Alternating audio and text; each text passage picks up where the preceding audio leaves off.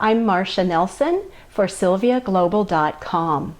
I'm in Northern California today, and I'm talking with 2 out of 5 people from a very philanthropic family. Today's interview is part of a series I'm doing on child philanthropists. Today I have Hannah Button, 12 years old, right? Yes. Okay, and her mom Diane. They're here from Hawaii. Yeah.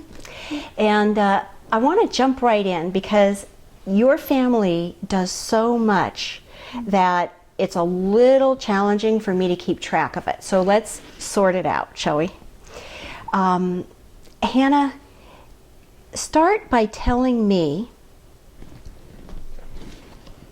where this cookbook came from. Special delivery, recipes for food and life.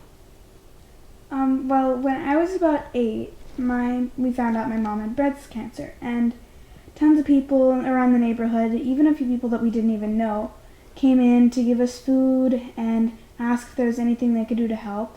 And we just loved it, and how nice everybody was. And there were some recipes that we just loved and we begged for. And once my mom got over with her cancer, we were so relieved and we wanted to find a way to give back. And so we started trying to fundraise, and eventually we asked the people that had given food to us for the recipes, and we decided to put them together into a cookbook that we could sell to help raise money. So it became special delivery. Mm-hmm. And you're continuing to sell, that was 4 years ago that incident started, and you're continuing to sell the book. Yes, we still sell them today. We just got them where you can download them on Amazon.com. So as an ebook? Is that right? Yeah. Ebook? And then also people can go to Amazon.com and order the hard copy book? Yes. Okay. And we will put the name of the book at the end of the video too. You are now doing projects that have gone beyond what you started with this. You were trying to give back and help with cancer research was the beginning because of your mom's health crisis. So take me a little farther forward into the future. What became your next big project?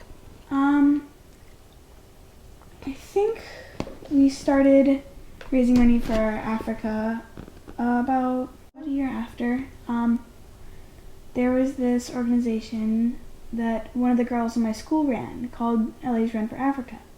What was that? Ellie's Run for Africa. Ellie's Run for Africa? Yes. Okay. And every year they had this big run at our school, and it was a 5K run. You could enter for a fee, and it was just her way of raising money for Africa, and it would be kind of almost a carnival just a weird festival that we all went out and everybody got their faces painted and went in the bouncy houses and stuff, and there were just a ton of different ways that you could contribute to help raise money, and me, my brother, and my sister just decided we wanted to do that in our own way, and we found out about an HIV positive orphan in Africa named Moses after my sister had gone there with my dad, and we decided we wanted to raise money for his orphanage. And how old was he then? He was 2? Mm-hmm. Yeah. So just a little guy. Yeah, just a little guy. And then he was just one of the orphans that none of the other orphans really played with, and Carly came there and just fell in love with him, almost brought him home. Aww. And so she just took care of him while she was there. So tell me then what has happened with that land that you now are raising money to support that has the orphans. Tell us about that story. Well, Mom and I, we've all become really close to the people running this orphanage, and a little while after, Moses moved to a different orphanage, and it was just for HIV positive orphans to help them get the medicine they needed to help keep them living a long life, even with their AIDS.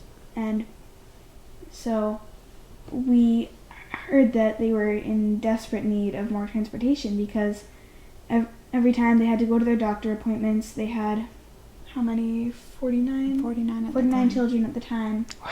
And they only had one van to take them to doctor appointments, and they all just shoved their way in, And those They're kids there. need their doctor appointments. Yeah. definitely, that was the thing keeping them alive. And so we decided to fundraise to buy them a new van so that they could be transported to doctors and wherever they need to go. Mhm. And once we'd finished that, we decided to raise money to buy land for them to build a new orphanage. And once we did, it was 4 acres. We built a new orphanage on it, and Wow.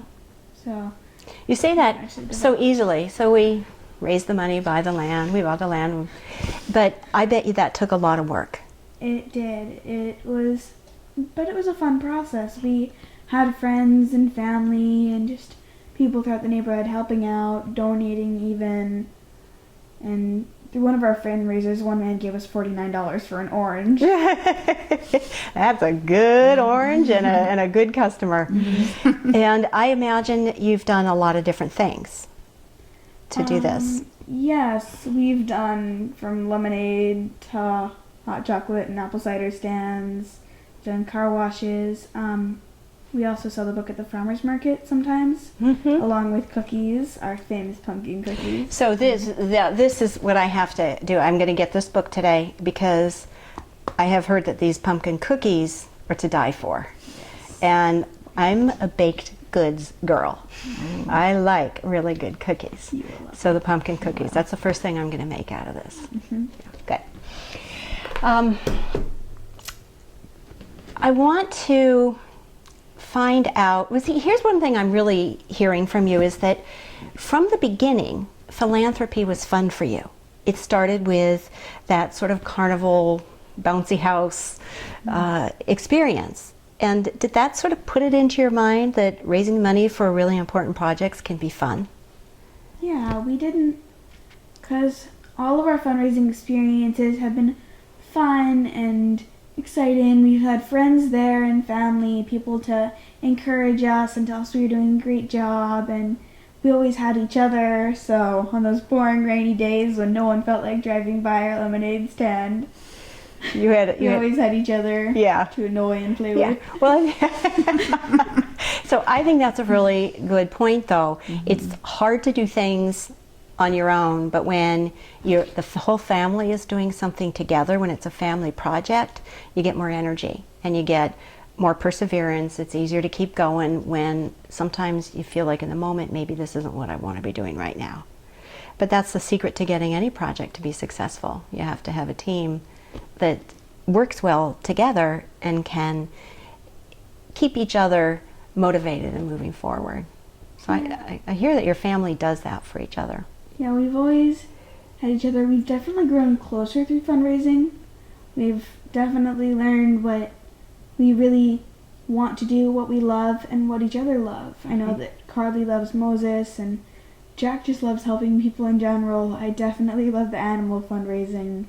And so we've all moved forward and encouraged each other through all of that. So you each have your particular interests that spark the passion for you. Yeah, we all do. We all have something in particular that we love to fundraise for, but we all fundraise together, no matter what it is. Mm-hmm. And so you love animals. Definitely. Me too. Me too. A lot of people watching you and listening to you are big animal lovers too. So they're going to relate. And so over the years, part of the funds that you have raised have gone to support animals in some way. Yes, there was one about a year ago. My pony club and I decided to start fundraising. There was a therapeutic riding ranch that burned down, leaving only one of the 6 horses alive. And So heartbreaking yeah, on so many levels. Yeah. A big loss.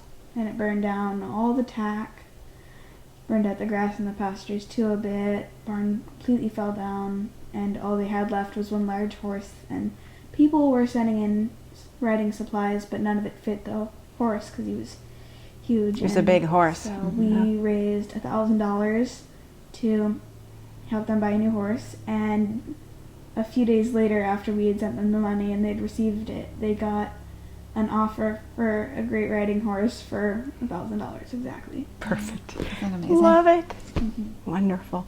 Well, let's find out a little bit from you, Diane, because, by the way, I could talk with you for a long, long time. So what we're going to do is in a few minutes we're going to break and then do a second interview just with you, because I want to go more in depth, and it will give people an opportunity to get to know you even more and what motivates you.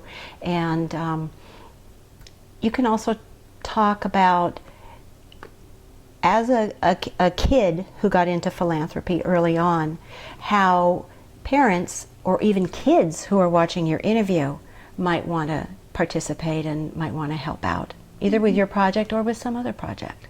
Yeah. It was wonderful talking to Diane and Hannah Button. Be sure and watch part 2.